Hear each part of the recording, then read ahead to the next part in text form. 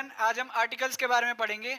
जैसे कि आप सब जानते हैं, आर्टिकल्स इंग्लिश स्पीकिंग के लिए और राइटिंग के लिए बहुत ही इंपॉर्टेंट होते हैं। तो आज हम उन्हें कवर करेंगे और बहुत ही इजी वे में सीखेंगे कैसे हम आर्टिकल्स का यूज़ कर सकते हैं।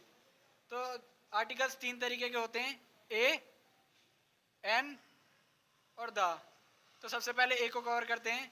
ए आर्टिकल हम वहाँ यूज़ करते हैं जहाँ भी हमें कॉन्सोनेंट साउंड दिखाई देती है, जैसे कि ए, ई, आई, ओ, यू। इनको छोड़ के जितने भी हमारे अल्फ़ाबेट होते हैं वो कॉन्सोनेंट होते हैं। तो जहाँ पर भी कॉन्सोनेंट साउंड आएगी हमें, तो हम ए यूज़ करेंगे। जैसा कि for example a man, a boy. तो यहाँ पर हमें कॉन्सोनेंट साउंड आई, इसलिए हमने ए का यूज़ करा। दूसरा आर्टिकल है हमारा एन। एन को हम यूज़ करते हैं वाउल के साथ। जहाँ पर भी ए, ई, आई, ओ, यू, इन पांचों में से किसी भी एक की आवाज़ आएगी तो हम एन यूज़ करेंगे। For example an R, an elephant. तीसरा है आर्टिकल है हमारा द। द हम स्पेसिफिक थिंग्स के साथ यूज़ करते हैं, जैसे कि the Taj Mahal, the teacher, the president, the prime minister. Thank you for watching. Everyone, आज हम आर्टिकल्स के बारे में पढ़ेंगे।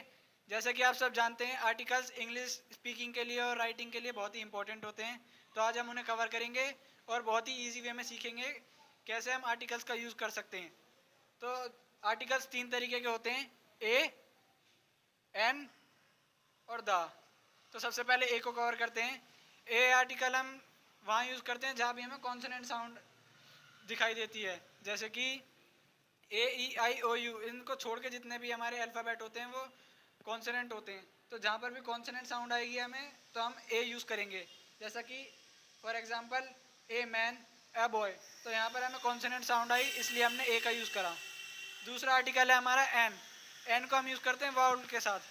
जहाँ पर भी ए, ई, आई, ओ, यू, इन पांचों में से किसी भी एक की आवाज़ आएगी तो हम एन यूज़ करेंगे। For example an R, an elephant. तीसरा है आर्टिकल है हमारा द। द हम स्पेसिफिक थिंग्स के साथ यूज़ करते हैं, जैसे कि the Taj Mahal, the teacher, the president, the prime minister. Thank you for watching.